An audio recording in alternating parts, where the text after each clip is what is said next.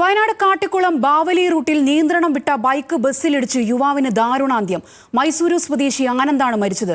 കൊട്ടിയൂർ ഉത്സവം കഴിഞ്ഞ് സുഹൃത്തിനൊപ്പം മടങ്ങുകയായിരുന്നു ആനന്ദ്. അപകടത്തിന്റെ ദൃശ്യങ്ങൾ ന്യൂസ് മലയാളത്തിന്.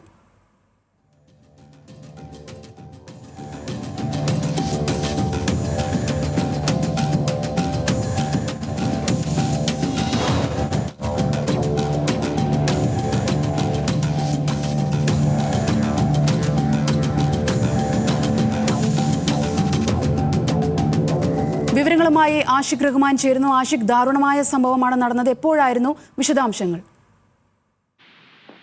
സോന, വൈകിട്ടായിരുന്നു ഈ സംഭവം. ഈ ദൃശ്യങ്ങൾ കാണാൻ കഴിയുന്ന പോലെ തന്നെ ഒരു വെള്ളക്കെട്ടിൽ തിന്നിയാണ് ഈ യുവാവ് വാഹനത്തിന് ഈ ബസ്സിനടിയിൽ പെടുന്നത്.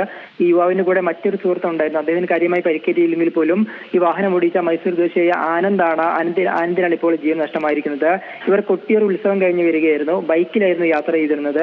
8ഓളം ബൈക്കുകളിലായി ഒരു യുവാക്കളുടെ ഒരു സംഘം ഈ കൊട്ടിയൂർ ഉത്സവം കാണാൻ പോവുകയും തിരിച്ചു വരുന്ന സമയത്താണ് ഈ ഒരു അപകടം ഉണ്ടായിട്ടുള്ളത്.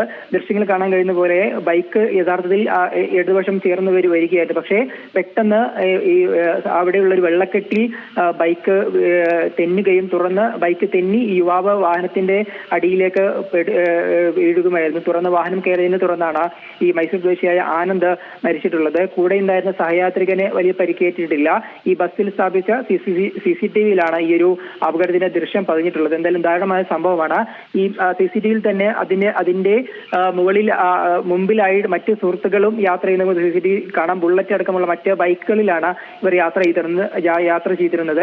അതിന്റെ ഇടയിൽ വന്ന വാഹനമായിരുന്നു ആനന്ദ് യാത്ര ചെയ്ത വാഹനം. ആ വാഹനമാണ് ഇത്തരത്തിൽ ഒരു വെള്ളക്കെട്ടിൽ വീഴുകയും തുറന്ന് ഈ ബസ്സിനടിയിലേക്ക് വീഴുന്ന ഒരു സാഹചര്യം ഉണ്ടായി. എന്തായാലും അപ്പോൾ തന്നെ അവിടെ വലിയ രീതിയിൽ രക്തക്കറിയും എല്ലാം ഉണ്ടായിരുന്നു. തുറന്ന് ആശുപത്രിയിൽ എത്തിച്ചെങ്കിലും ആനന്ദിന്റെ ജീവൻ രക്ഷിക്കാനായില്ല. ഈ സുഹൃത്തിന് കാര്യമായ പരിക്കില്ല എന്നത് ആശ്വാസകരമാണ്. സോന, ശരി. ആഷിഖ് റഹ്മാനാണ് വയനാട്ടിൽ നിന്നും വിവരങ്ങൾ പങ്കുവച്ചത്.